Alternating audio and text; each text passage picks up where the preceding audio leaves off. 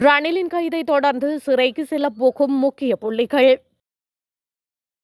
தெரிந்து கொண்டே ஆபத்தில் சிக்கிய ரணில், பின்னணியில் அதிர்ச்சி தகவல். வைத்தியசாலையில் அனுமதிக்கப்பட்ட ரணில் விக்ரமசிங்க. ரணிலின் கைது தொடர்பில் நாமல் வெளியிட்டுள்ள அதிரடி தகவல். செப்டம்பரில் நீக்கப்படும் பயங்கரவாத தடை சட்டம், விஜித கேரத் உறுதி. ஈஸ்டர் குண்டு தாக்குதலில் நடந்ததுக்கு என்ன முக்கிய சாட்சியின் நேரடி வாக்குமூலம்.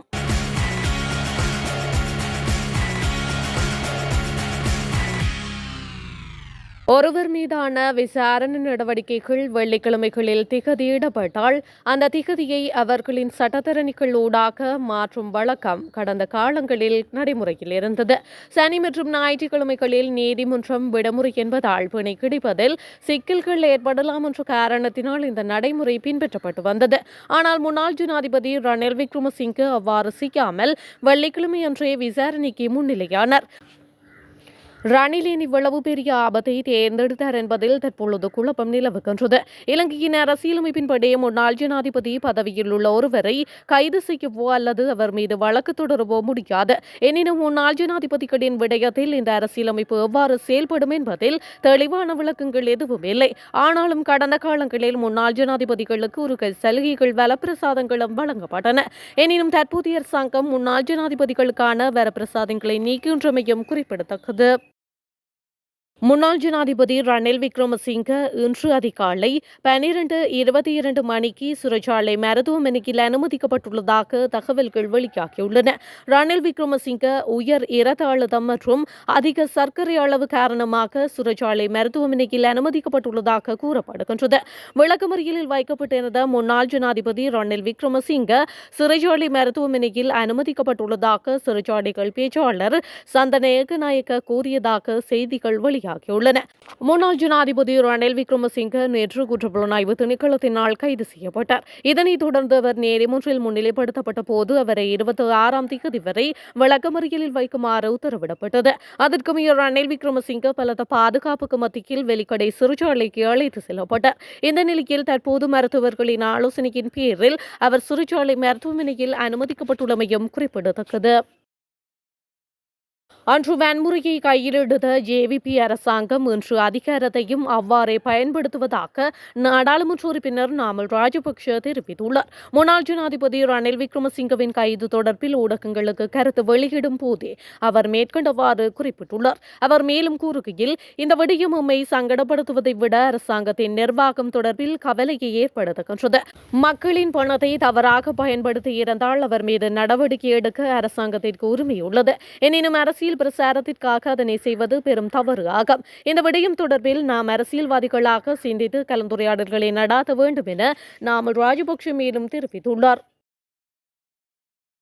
ஈஸ்டர் குண்டு தாக்குதல் தொடர்பாக முன்னாள் ஜனாதிபதி மைத்ரிபால சிறிசேன நேற்று முன்தினம் கூறிய ஒரு கருத்து தற்பொழுது பேசுபொருளாக மாறியுள்ளது.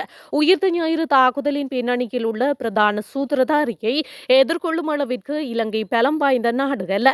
இதன் பிரதான சூத்திரதாரி யார் என்பதை அரசாங்கம், ராணுவம் மற்றும் புலனாய்வு பிரிவினர் அறிவார்கள் என்று மைத்ரிபால சிறிசேன தெரிவித்திருந்தார். ஈஸ்டர் குண்டு தாக்குதல்களின் பிரதான சூத்திரதாரிகள் என்று தற்பொழுது பொதுவாக குற்றம் சுமத்தப்படுகின்ற சக்ரான், பிள்ளையான், சுரேசாலை போன்றவர்களை கடந்து வேறு ஏதோ ஒரு தரப்பின் மீது அவர் குற்றச்சாட்டை முன்வைப்பது தெளிவாக தெரிகின்றது. பயங்கரவாத தடை சட்டம் நீக்கப்படும் என வெளிநாட்டு அலுவல்கள், வெளிநாட்டு வேலைவாய்ப்பு மற்றும் சுற்றுலாத்துறை அமைச்சர் விஜித கேரத் தெரிவித்துள்ளார். நாடாளுமன்றில் நேற்று உரையாற்றுகையிலேயே அவர் இவ்வாறு குறிப்பிட்டுள்ளார். தொடர்ந்து அவர் உரையாற்றுகையில், இந்த சட்டம் ஐநாவின் மனித உரிமை ஆணைக்குழு கோருவதற்காக நீக்கப்படுவதில்லை.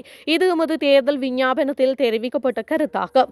நாம் இது தொடர்பில் டிசன்சி அரசு குலரத்னம் தலைமையில் குழு ஒன்றை அமைத்துள்ளோம். அந்த குழு பயங்கரவாத தடை சட்டம் நீக்கப்படுவது தொடர்பில் நீண்ட கலந்துரையாடல்கள் மற்றும் ஆலோசனைகளில் ஈடுபட்டுள்ளது. செப்டம்பர் மாதம் நடுப்பகுதியில் நீக்கப்படுவதற்கான வர்த்தமானி அறிவித்தலும் வெளியிடப்படும். இன்று பயங்கரவாத தடை சட்டம் பயன்படுத்தப்படுகின்றது. அது திட்டமிடப்பட்ட குற்ற செயல்களில் ஈடுபடுவோரை கைது செய்வதற்காகவாகும். மேலும் சிறுபான்மையினரை இலக்கு வைத்து எவ்வித நடவடிக்கையும் எடுக்கப்படவில்லை. கடந்த காலங்களில் சட்டத்தை அடிப்படையாக கொண்டு கைது செய்யப்பட்டவர்கள் அனைவரும் பெரும்பான்மையினர் ஆவார் என தெரிவித்துள்ளார். முன்னாள் ஜனாதிபதி ரணில் விக்ரமசிங்கவின் வழக்கு தொடர்பில் மேலும் பல சந்தேக நபர்கள் கைது செய்யப்பட உள்ளதாக மேலதிக மன்றாடியார் திலீப பீரிஸ் தெரிவித்துள்ளார். முன்னாள் ஜனாதிபதி ரணில் விக்ரமசிங்க தொடர்பான வழக்கு கோட்டை நீதவான் நீதிமன்றத்தில் நடைபெற்று வந்த நிலையில் அவர் மேற்கண்டவாறு குறிப்பிட்டுள்ளார். முன்னாள் ஜனாதிபதி ரணில் விக்ரமசிங்க குற்றப்புலனாய்வு திணைக்களத்தினால் நேற்று கைது செய்யப்பட்டார். இதனையடுத்து அவர் கோட்டை நீதவான் நீதிமன்றத்தில் முன்னிலைப்படுத்தப்பட்டு அவரது பிணை மனு தொடர்பான விசாரணைகள் நடைபெற்றது. பின்னர் சந்தேக நபர் முன்னிலையான ஜனாதிபதி வழக்கறிஞர் அனுஜா பிரேமரத்ன நீதிமன்றத்தில் சாட்சியங்களை சமர்ப்பித்த சந்தேக நபரை பிணையில் விடுவிக்குமாறு கோரினர். சாட்சியங்களை பரிசீலித்த பின்னர் கொழும்பு நீதவான் நிலுப்புலி லங்காபுர சந்தேக நபரின் பிணை மனுவை நிராகரித்து சந்தேக நபரை 26ஆம் தேதி வரை விளக்கமறியலில் வைக்க உத்தரவிட்டார். இவ்வாறான பின்னணியில் மேலதிக மன்றாடியார் திலீப பீரிஸ் இந்த வழக்கு விசாரணை தொடர்பில் மேலும் பல சந்தேக நபர்கள் கைது செய்யப்பட உள்ளதாக தெரிவித்துள்ளார். மேலும் ரணிலின் கைதை தொடர்ந்து தென்னிலங்கையின் அரசியல் சூடுபிடித்துள்ளமையும் குறிப்பிடத்தக்கது. முன்னாள் ஜனாதிபதி ரணில் விக்ரமசிங்க குற்றப்புலனாய்வு திணைக்களத்தினால் நேற்று கைது செய்யப்பட்ட நிலையில் எதிர்வரும் 26ஆம் தேதி வரை விளக்கமறியலில் வைக்குமாறு கோட்டை நீதிமன்றம் உத்தரவிட்டது.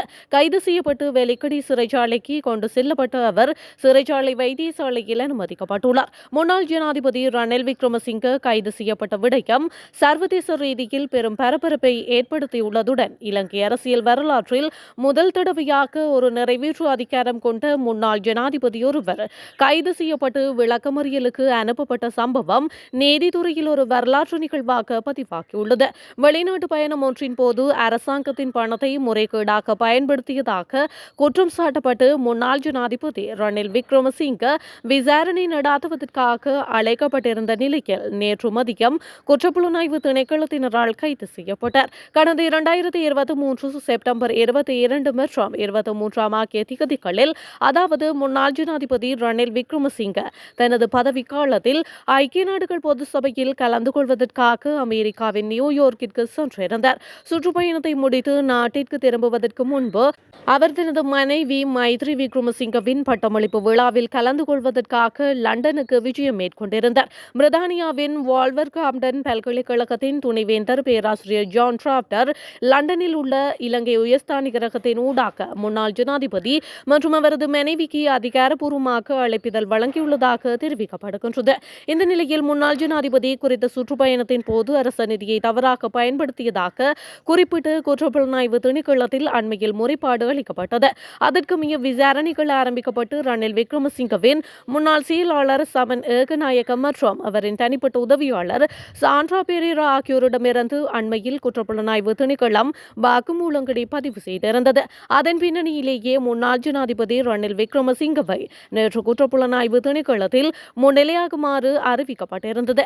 இதற்குமைய அவர் நேற்று காலை 9 மணியளவில் குற்றப்புலனாய்வு திணைக்களத்தில் முன்னிலையாகினார். முன்னாள் ஜனாதிபதி ரணில் விக்ரமசிங்கவிடமிருந்து சுமார் 4 மணி நேரம் வாக்குமூலங்களை பதிவு செய்யப்பட்ட பின்னர் அவர் பிற்பகல் 1:15 மணியளவில் குற்றப்புலனாய்வு அதிகாரிகளால் கைது செய்யப்பட்டார். பின்னர் அவர் நேற்று பிற்பகல் 3 மணியளவில் கோட்டை நீதிமன்ற நீதவான் நீதிமன்றத்தில் முன்னிலைப்படுத்தப்பட்டமையும் குறிப்பிடத்தக்கது.